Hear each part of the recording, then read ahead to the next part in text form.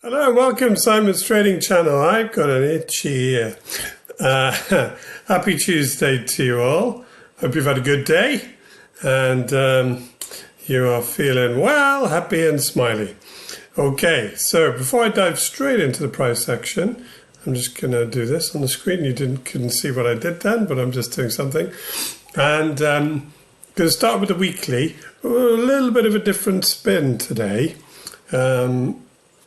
I'm going to mention the Bollinger Bands, and for those of you who aren't aware, although I'm sure you all are, John Bollinger created the Bollinger Bands in the 80s, and they've been used ever since by traders. Now this is a Bollinger Band on the weekly time frame. What the Bollinger Bands do is they're very clever. They reflect both volatility and trend.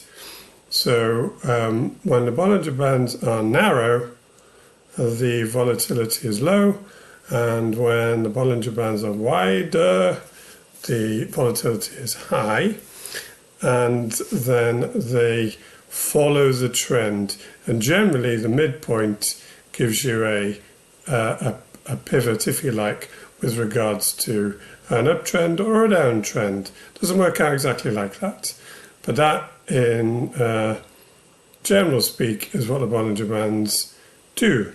And I thought I'd just have a look at them in conjunction with the MACD. I don't know, I just clicked it off to check in on all the time frames with regards to momentum.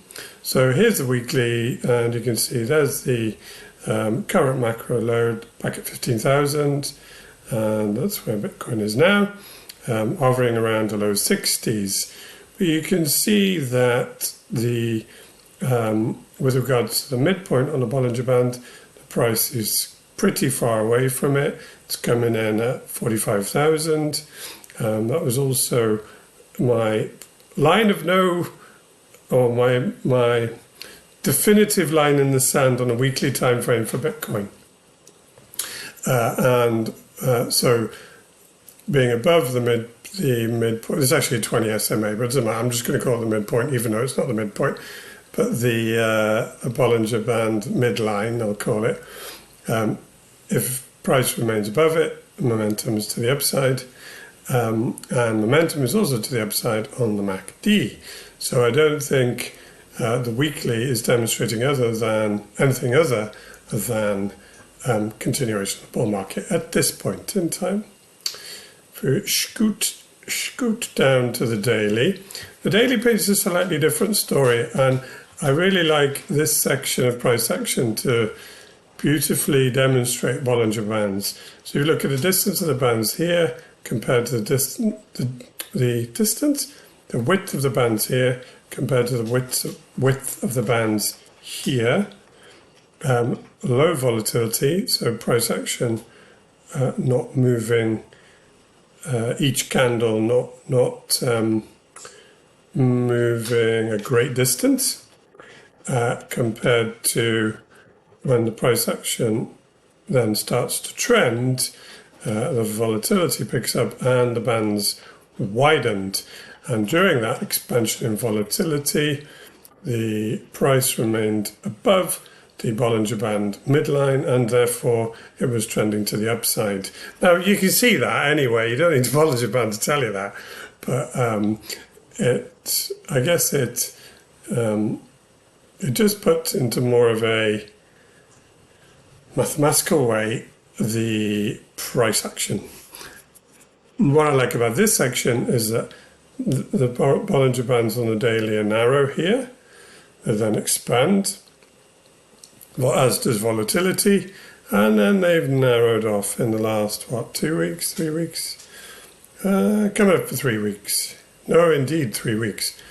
So as of this point, really, the Bollinger Bands have narrowed back in, so volatility's cooled off, and you can see that by the price action. And it also sets in nicely a range between about 70,000 and about 57.5, which isn't my exact range, but it's very similar to.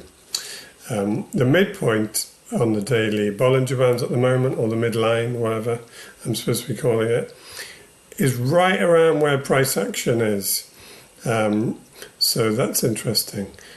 However, price isn't above, and while price remains below the Bollinger Band midline, then momentum is still towards the downside, and the case that remains the case for the MACD2 momentum being below the zero line.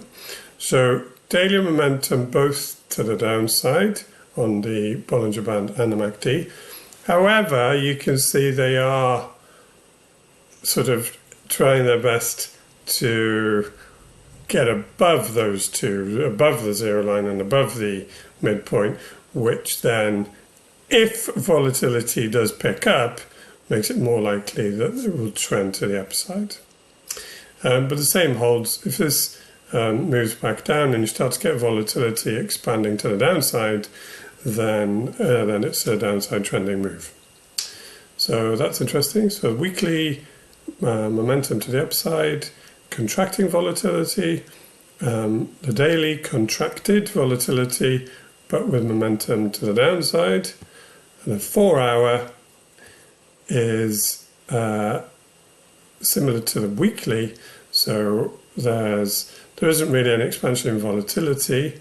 There was a little bit compared to over here, and it expanded to the downside.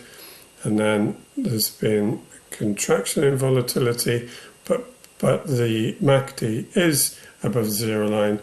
The price action is above the midline, the 20 SMA on the Bollinger Band. So at the moment, on the 4 hour momentum is to the upside.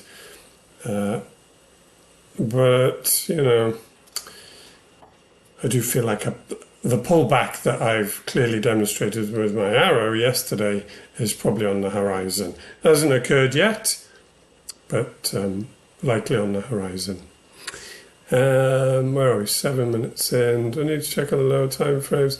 The 15-minute is probably, yeah, so it's not really expanding. It looks like the Bollinger Bands are going to expand to the downside soon, but they haven't quite yet. It's more or less sideways price action. But definitely the momentum is to the downside on the super low time frames. Right, I'm going to leave it at that. Just a quick look into the Bollinger Band. There's way more to it than I have just described.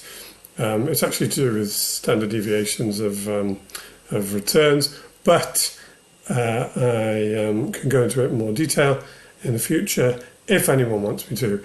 But effectively, it's an indicator that shows both volatility being low here and high here, and trend with reference to the 20 SMA, which is the midpoint.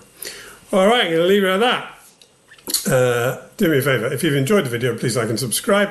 And if you didn't enjoy the video, don't come back tomorrow, because I'll be doing it all again for midweek Bitcoin price action. Take care and enjoy what's left of your Tuesday. See you tomorrow.